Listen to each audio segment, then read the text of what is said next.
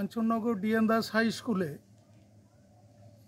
হরিয়াল পাখি অর্থাৎ yellow footed green pigeon, যেটা সাধারণত বট, অশ্বত্থ, ডুমুর, পাঁকুড় এই জাতীয় ফল খায়। তো বট গাছের ফল তারা প্রতি বছরই খেতে আসে। তো এইবারে যেটা বিশেষ করে লক্ষ্য করছি যে আমাদের যে বট গাছটি রয়েছে কাঞ্চননগর ডিএন দাস হাই স্কুলে, সেই বট গাছের কৃত্রিম বাসায় হরিয়াল পাখি বাসা করার চেষ্টা করছে।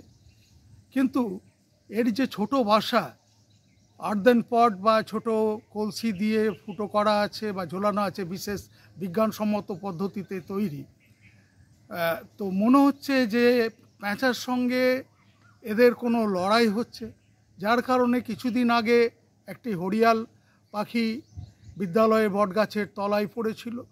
আজও দেখতে পেলাম যে একটি হরিয়াল পাখির মাথায় কিছুটা আহত হয়েছে, যেটি আমাদের বিধান ক্লাস 8-এর ছেলে, 10-এর ছেলে, 8 নয়, ওর সঙ্গে 8-এর 2-4 জন ছিল যারা পাখি ভালোবাসে। বিধান সেই পাখিটিকে, হরিয়াল পাখিটিকে উদ্ধার করে এবং আসে আমাদের কাছে। তো বললো, স্যার কী করা যাবে? আমি বললাম, দেখো এটা তো ঘুঘু বা পায়রা জাতীয়, তো ওকে মনে হয় আমরা ওষুধ লাগিয়ে দিয়েছেন হেলথ কেয়ারের ম্যাডাম, তো ওষুধ লাগানোর পর এই পাখিটি বেঁচে যাবে, তখন ছেড়ে দেবে এবং তখন সঠিকভাবে উঠতে পারবে। দরকার হলে আমাদের বটগাছেই ছাড়বে। তার যে দল, এরা দলবদ্ধভাবে আসছে, দলবদ্ধভাবে চলে যাচ্ছে, বাসা করার চেষ্টা করছে।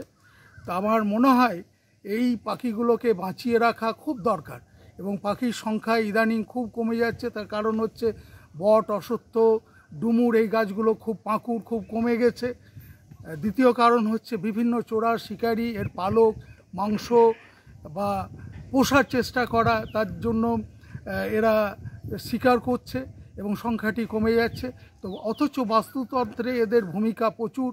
এরাই একমাত্র সবথেকে উন্নত পাখি যে বট, ডুমুর, অশ্বত্থ, পাঁকুড় এই ধরনের ফল খেয়ে পরিবেশে এই সমস্ত গাছ বা বিভিন্ন ফলের গাছ বংশ বিস্তার করতে এরা সাহায্য করে এবং পরিবেশের ভারসাম্য বজায় রাখে। তা আমি সমস্ত মিডিয়া চ্যানেলকে অসংখ্য ধন্যবাদ জানাবো। আমি ডক্টর সুভাষচন্দ্র দত্ত, প্রধান শিক্ষক, Kanchannagar DN Das high school. ধন্যবাদ জানাবো এই কারণে যে মিডিয়া চ্যানেলেরও পরিবেশকে বাঁচাবার যে তাগিদ, সেই তাগিদটা আজ অনুভব করেছেন। অসংখ্য ধন্যবাদ।